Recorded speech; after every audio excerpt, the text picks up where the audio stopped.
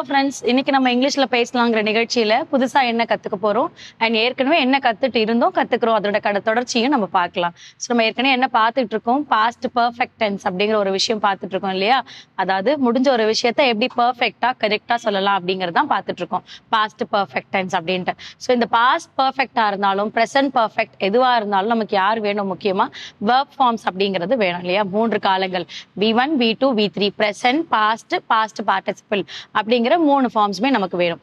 ஏன்னா அந்த 3 ஃபார்ம்ஸினுடைய உங்களுக்கு தமிழ் ஆக்கங்கள் ஈஸியா புரியும் போது அவங்களால என்ன பண்ண முடியும், ஒரு சென்டென்ஸ்ல ஈஸியா ஃப்ரேம் பண்ணி எழுத முடியும் இல்லையா? ஸோ அப்படி இருக்கும் போது நம்ம அந்த பாஸ்ட் பர்ஃபெக்ட்ல 3 கைண்ட்ஸ் ஆஃப், அதாவது 3 கைண்ட்ஸ் ஆஃப் அஃபர்மேஷன்ஸை நம்ம பார்த்துட்டு இருக்கோம். அதாவது பாசிட்டிவ், நெகட்டிவ் அண்ட் இன்ட்ராகேட்டிவ் அப்படிங்கிற மாதிரியான அஃபர்மேஷன்ஸ் பார்த்துட்டு இருக்கோம். அதில் நம்ம பாசிட்டிவ் அண்ட் நெகட்டிவ் நிறைய சென்டென்சஸ் எழுதி பார்த்துருக்கோம், ப்ராக்டிசிங் பண்ணியிருப்போம். ஹோப்ஃபுல்லாக நீங்களுமே பேச ஆரம்பிச்சிட்டிங்கன்னு நினைக்கிறேன். அண்ட் இப்போ நம்ம பார்த்துட்டு இருக்கிறது நம்ம இன்ட்ராகேட்டிவ், அதாவது கேள்விகளுக்கு எப்படி பதில் கொடுக்கலாம், இல்லை கேள்விகளாக இருந்தால் இல்லை கேள்விகளாக வரணும்னா எப்படி ஃப்ரேம் பண்ணலாம் அப்படிங்கிறத இன்ட்ராகேட்டிவ் பார்க்குறோம். இப்போ நம்ம ஏற்கனவே பார்த்த வெர்ப் ஃபார்ம்ஸ் வச்சு அந்த வெர்ப் ஃபார்ம்ல இருந்து நம்ம எப்படி இன்ட்ராகேட்டிவ்ஸை ஃப்ரேம் பண்ணி அதுக்கான பதில்கள் பாசிட்டிவாவும் நெகட்டிவாவும் எப்படி கொடுக்கலான்றத பார்க்கலாம் வாங்க. ஸோ பார்த்துட்டு இருக்கிறது past perfect tense.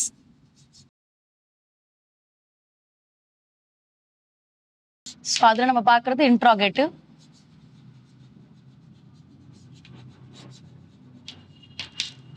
So interrogative அப்படிங்கும் போது ஒரு கொஸ்டினரியா வர்றது இல்லையா? ஸோ இப்போ எதுவாக இருந்தாலும் நமக்கு யார் வேணும்னு சொல்லியிருந்தேன், வெர்ப் ஃபார்ம் வேணும்னு சொல்லியிருந்தேன். V1 V2 V3, அதாவது ப்ரெசன்ட்,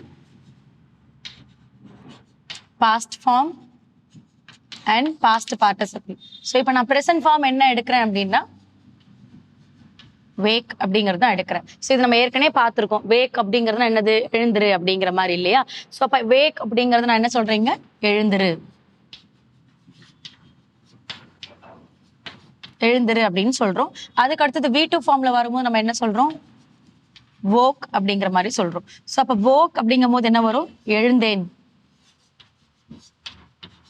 அதாவது செகண்ட் ஃபார்ம்ல நம்ம ஆல்ரெடி சொன்னது, பாஸ்ட் முடிஞ்ச விஷயம், எழுந்தேன் அப்படிங்கிற மாதிரி. தேர்ட் ஃபார்ம் வரும்போது என்ன வரும், வேக்கன் அப்படிங்கிறது. ஸோ அப்போ வேக்கன் வரும்போது என்ன வரும், விழித்தேன். ஸோ மோரர்லெஸ் பார்த்தோம்னா தமிழ் ஆக்கம் பார்க்கும்போது ரெண்டுத்துக்கும் ஒரே போல இருக்க மாதிரி இருக்கும். பட் ஆனால் இது எழுந்தேன், இது விழித்தேன் அந்த மாதிரி வரும். வேக்கன் அப்படிங்கிறது பர்ஃபெக்டா முடிஞ்சதுன்னு சொல்றது. ஸோ இப்போ இதை வச்சு நம்ம எப்படி சென்டென்ஸ் ஃப்ரேம் பண்ணலாம்னு சொல்லி தரேன். ஸோ சென்டென்ஸ் ஃப்ரேம் பண்ணுறதுக்கு நமக்கு என்ன வேணும், சப்ஜெக்ட் அப்படிங்கிறது ரொம்ப முக்கியம். ஸோ சப்ஜெக்ட் நம்ம கிட்ட என்னெல்லாம் இருக்கு, ஐ, வி, யூ இருக்கு, then he, she, they. So இவங்கெல்லாம் நம்ம கிட்ட சப்ஜெக்ட் ரோல்ல இருக்காங்க ஆல்ரெடி. ஸோ இது இல்லாமல் நம்ம என்ன பண்ண போறோம், ரூலை வந்து ஃப்ரேம் பண்ண போறோம். எதுக்கான ரூல், இன்ட்ராகேட்டிவ் பாஸ்ட் பர்ஃபெக்டான ரூல். ஸோ ரூல் எப்படி அப்படின்னும் போது, இன்ட்ராகேட்டிவ்னும் போது என்ன சொல்லியிருக்கேன், இன்வெர்ட் ஆஃப் சப்ஜெக்ட் சொல்லியிருக்கேன் இல்லையா? ஸோ இன்வெர்ட் ஆஃப் சப்ஜெக்ட்னும் போது எங்க இருக்குது, ஆக்சிலரி பின்னாடி ரெண்டாவதா இருக்க ஆக்சிலரி முன்னாடி வந்துடும். அப்போ ஃபர்ஸ்ட் என்ன வரும், ஏவி வரும். அண்ட் தென் அதுக்கப்புறம் தான் என்ன வரும், சப்ஜெக்ட் வரும். தென் ஃபாலோட் பை V3 அப்படிங்கிறது. ஸோ இதுக்கப்புறம் நீங்கள் சென்டென்ஸ் கம்ப்ளீட் பண்ணா பண்ணிக்கலாம். இப்போ ஏபி அப்படின்னு எடுத்துக்கிட்டோம் அப்படின்னா ஆக்சிலரி வேர்ப். ஆக்சிலரி வேர்ப்ல நம்ம கிட்ட நிறைய இருக்கு. பட் இங்க நம்ம சொல்றது வந்து பாஸ்ட் பர்ஃபெக்ட் சொல்றதால நம்ம ஆக்சிலரி வேர்ப் என்ன எடுப்போம், இங்க ஹேட் அப்படிங்கறத எடுக்கிறோம். தென் சப்ஜெக்ட் கூட சேர்ந்து என்ன எடுக்கிறோம், எனிதிங், நீங்க என்ன இங்க சப்ஜெக்ட் எடுக்க நினைக்கிறீங்களோ அதை எடுத்துக்கலாம். ஸோ நான் இங்க வந்து ஹி அப்படின்றத எடுக்கிறேன். V3 வந்து பாஸ்ட் பார்ட்டிசிபிள்.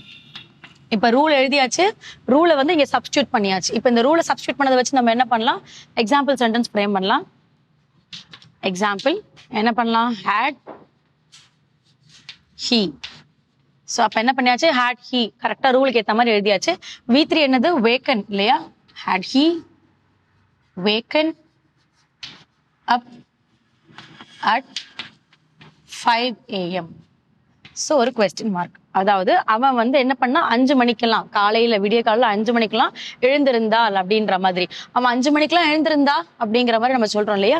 ஸோ அப்படி ஒரு கேள்விதான் இங்க இன்ட்ராகேட்டிவ்ல வருது. இப்ப இதுக்கான பதில் எப்படி கொடுக்கலாம் அப்படின்னா, நம்ம இது ஃபர்ஸ்ட் வந்து பாசிட்டிவா பதில் கொடுக்கணும் இல்லையா?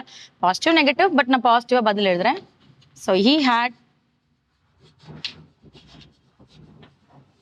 waken up at 5 AM.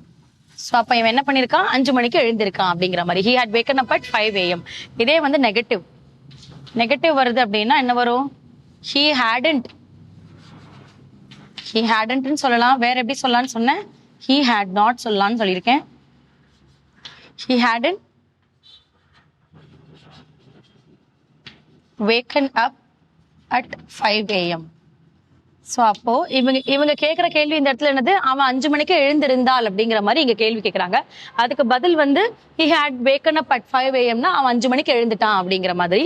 இந்த இடத்துக்கு அந்த 5 மணிக்கு விழித்தான் அப்படிங்கிற மாதிரி. இந்த இடத்துல வந்து he hadn't waken up at 5 a.m.னா அவன் என்ன பண்ணல, 5 மணிக்கு விழிக்கவில்லை அப்படிங்கிற மாதிரி. அப்ப இங்க விழிக்கவில்லை வரும், இங்க வந்து 5 a.m.க்கு விழித்தேன் அப்படிங்கிற மாதிரி வரும். அப்போ ஒரு இன்ட்ராகேட்டிவ் கேள்விக்கு எப்படி ஒரு பாசிட்டிவான பதிலும் நெகட்டிவான பதிலும் நம்ம கரெக்டா ஃப்ரேம் பண்ணலாம் அப்படிங்கிறதா. இப்போ இந்த ஹீக்கு பதில் நீங்க என்ன பண்ணலாம், நேமே கொடுத்துக்கலாம். லைக் ராம் என்ற நேம், எனிதிங் நீங்க என்ன நேம் தர நினைக்கிறீங்களோ அப்ப நீங்க கொடுத்துக்கலாம். அப்ப நம்ம நேம் யூஸ் பண்ணி ஒருத்தவங்களை வந்து இந்த ஹேட் என்ற எக்ஸரியா கொஸ்டினா கேட்க முடியுமான்னு கேட்டீங்கன்னா கண்டிப்பா கொடுக்க முடியும். அவ எப்படி கேட்கலாம் அப்படின்னா, had Ram woken up at 5 a.m.